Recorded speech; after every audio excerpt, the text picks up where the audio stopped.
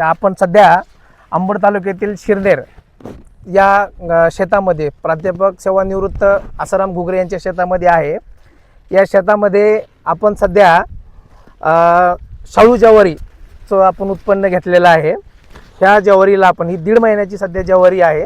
ह्या ज्वारीला आपण सुरुवातीपासून बायोरिच आणि अल्ट्रासी याचा आपण फवारणी आणि आपण पाण्याद्वारे आपण हे सोडलेलं आहे 3 ते 4 वेळेस. तर तुम्ही ह्या ज्वारीची साईज बघा, उंची बघा आणि यामध्ये कोणत्याही प्रकारचा तुम्हाला मवा असो किंवा कोणत्याही प्रकारची आळी असो तुम्हाला लष्करी आळी असो कुठं दिसणार नाही. आणि याची क्वालिटी बघा. विशेष म्हणजे ह्या क्वालिटी सारखी आपण ही जनावरांसाठी पण ठेवली. विशेष म्हणजे आपण जनावरांच्या खाद्यासाठी ही ज्वारी आपण याच्यासाठी घेतलेली आहे. याला आता किती दिवस झाले पेरून? आपण ही ज्वारी पेरून सध्या 1.5 ते 1.25 महिना झालेला आहे.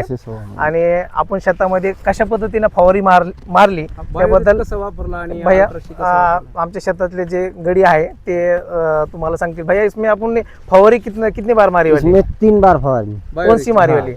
बायोरिच और अल्ट्रासी. और खाद बीत डाला कुछ रासायनिक खाद? रासायनिक खाद टाकले नाही. काय वापरलं याच्यात मग? बायो कंपोस्ट टाकले 4 बॅग. पाण्याद्वारे आपण खत आपण याला आतमधून सोडलेलं आहे. आणि हा राजाराम बापू जे वाळवा तालुक्यातील जैन पाटलाचा कारखाना आहे त्या कारखान्याच्या माध्यमातून आपण त्यामध्ये घाडगे साहेबांनी त्याच्यामध्ये अल्ट्रासी आणि बायोरिचचं कंटेन्यू टाकून ती 50 किलोची बॅग आपण ह्या जे क्षेत्र दिसतं या क्षेत्रामध्ये एक अर्धा एकर क्षेत्र असेल यामध्ये आपण त्याचे 4 ते 5 बॅग आपण पाण्याद्वारे आपण ते खत सोडलेलं आहे. आणि अल्ट्रासी आणि बायोरिचची फवारणी पण घेतलेली आहे आणि पाण्याद्वारे आपण खालून पण सोडलेलं आहे. आणि 3 ते 4 वेळेस फवारणी झालेली आहे. तुम्ही असं हे नाही आहे, तुम्ही शेती कुठेही बघा या क्षेत्रामध्ये तुम्हाला साईज पण सारखीच आहे, उंची पण सारखीच आहे. कुठेच तुम्हाला पिवळापणा दिसणार नाही. कोणत्याही पद्धतीची तुम्हाला याच्यावर आळीचा प्रादुर्भाव झालेला दिसणार नाही. सुद्धा सगळा सारखा. आणि विशेष म्हणजे सगळे शेतकरी ज्या गोष्टीला त्रासलेले असते तो म्हणजे मवा. बिलकुल नाही. तुम्ही कोणतंही पान बघा, त्या कोणत्याही पानावरती तुम्हाला मवा दिसणार नाही. आळीचा प्रादुर्भाव, आळीचाही कोणता प्रादुर्भाव, आळी जर असली तर पान खाल्ल्या गेलेलं असतं. तुम्ही कुठेही बघा याचं कोणतंच पान खाल्ल्या गेलेलं नाही किंवा काहीच नाही. आणि पान जरी तोडलं तर ह्या पानामध्ये पण तुम्हाला असं हिरवगार याच्यातून पाणी दिसल्यासारखं दिसत. ही खरी क्वालिटी. ही क्वालिटी केमिकल किंवा रासायनिक खत मारल्याने मिळणार नाही. ही जी चिकट्याचं तर प्रमाण कुठंच दिसणार नाही. आपने बराबर की. आणि या शेतामध्ये कशा पद्धतीने आपण फवारणी मारलेली आणि जेव्हा आपण ही ज्वारी पेरली होती त्याच्यानंतर अल्ट्रासी आणि बायोरिचच्या फवारण्या भया आपण 3 ते 4 बार लिहिली.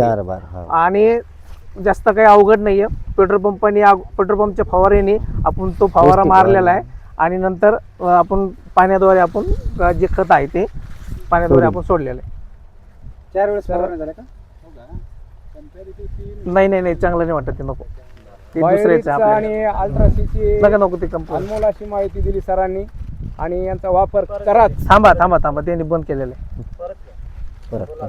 नाही यांना बोलून द्या ते शब्द तुम्ही बोलले ना. आणि अल्ट्रासीची चांगली माहिती देण्याबद्दल सरांचे धन्यवाद. धन्यवाद. आमची घ्या आम्हाला देण्यापेक्षा तुम्ही तुमच्या शेतामध्ये हा प्रयोग करा तरच तुमच्या व्हिजिटला तुमच्या या त्याचा फायदा घेण्यासाठी योग्य.